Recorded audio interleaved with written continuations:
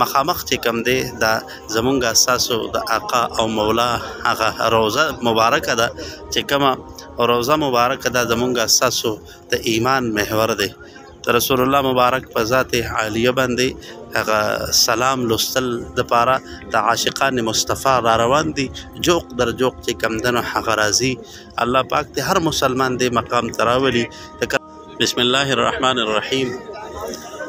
دی وخت کې مسجد نبوي کې ولاړم چې کم مقام کې د زمونږ اساسو آقا او مولا تشریف فرما دی هغه ګنبد حضرا څخه بالکل مخامخ ولاړم.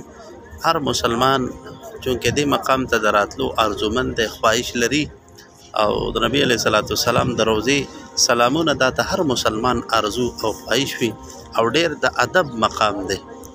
د ادب مقام دا چې هر مسلمان له په دې ځای کې انتهایی د آداب او خیال ساتل پکار دي. حاجي محمد امین صاحب رحمه الله به فرمایل زړګي سترګې لګوه د قدم لاره نه ده حضرت په ایخي قدمونه دومره خواره نه ده. تمام خلق دا چې تاسو وینئ دا تمام سلام لره روان دي د نبی علیه صلوات والسلام د روضې پاکې سلامونه دي.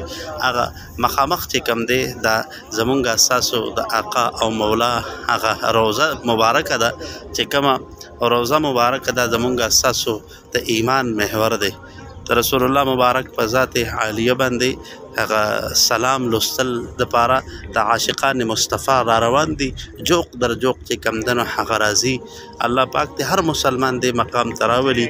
لکه رسول الله مبارک ارشاد فرمایي چې کوم انسان زما د کور او زما د روضې زیارت وکړو الله پاک دغه انسان ته به زما شفاعت پر نصیب کوي.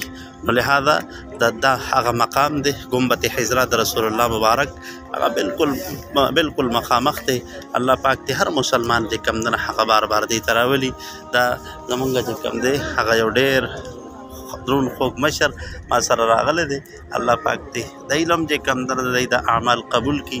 دا زمونږ د عمرې سفر دی دا تمام خلق سلام روان دي. السلام علیکم.